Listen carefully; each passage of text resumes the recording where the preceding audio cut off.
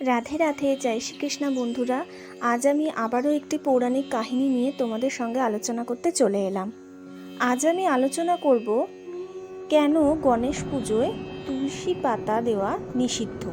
বর্ণিত আছে, একবার ভগবান শ্রী গণেশ ব্রহ্মচর্য পালনের জন্য একটি স্থানে গিয়ে ধ্যান করছিলেন। হঠাৎ দেবী তুলসী ভ্রমণে বেরিয়ে সেই স্থানে উপস্থিত হলেন এবং সেই স্থানে গিয়ে তিনি ধ্যানমগ্ন অবস্থায় শ্রী গণেশকে দেখতে পেলেন।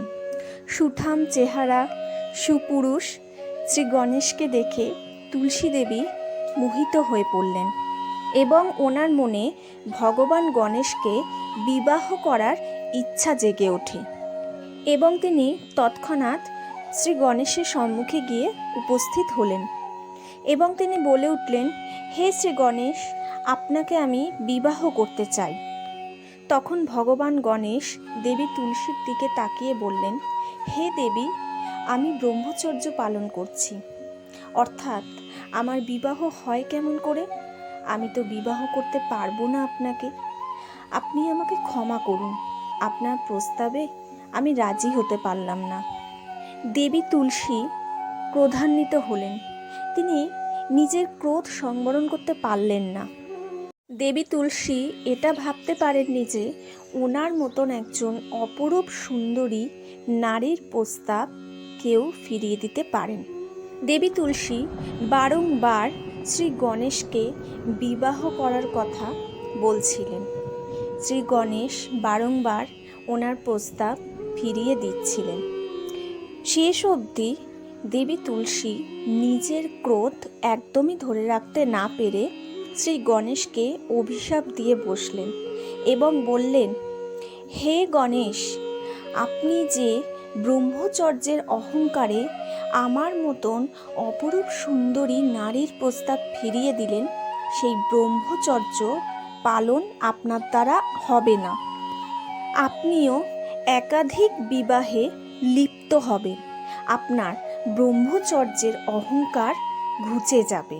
তখন ভগবান গণেশও দেবী তুলসীকে অভিশাপ দিয়ে বসলেন এবং বললেন, হে দেবী, আজ আপনার জন্য আমি ব্রহ্মচর্য পালনে অক্ষম হলাম।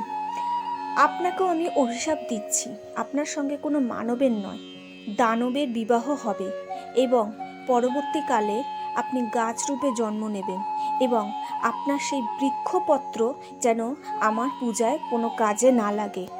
তখন দেবী তুলসী কাঁদতে থাকেন এবং ভগবান গণেশকে বলেন, আমি ক্রোধের বশে আপনাকে এরকম অভিশাপ দিয়ে ফেলেছি, আপনি আপনার অভিশাপ ফিরিয়ে নিন।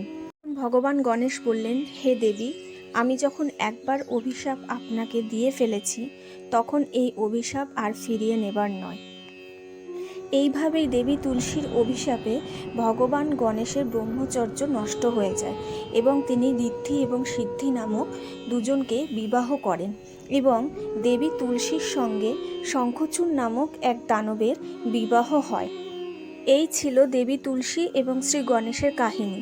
এবার তোমরা বুঝতে পারলে তো কেন গণেশ পূজায় তুলসী পাতা দেওয়া নিষিদ্ধ বলে ঘোষণা করা হয়।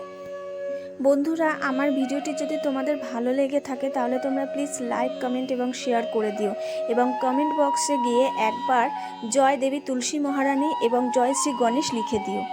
এবং আমার ভিউয়ার্স বন্ধুরা, তোমরা যারা আমার এই ভিডিওটিকে নতুন দেখছো, তোমাদের যদি ভিডিওটি ভালো লেগে থাকে তাহলে তোমরা আমার চ্যানেলটিকে প্লিজ সাবস্ক্রাইব করে দিও এবং লাইক, কমেন্ট এবং শেয়ার করতে ভুলো না। নেক্সট টাইম আবার নতুন কোনো পৌরাণিক ঘটনা নিয়ে তোমাদের সঙ্গে আলোচনা করতে চলে আসবো। আজকের মতন বিদায় বন্ধুরা। রাধে রাধে, জয় শ্রীকৃষ্ণ।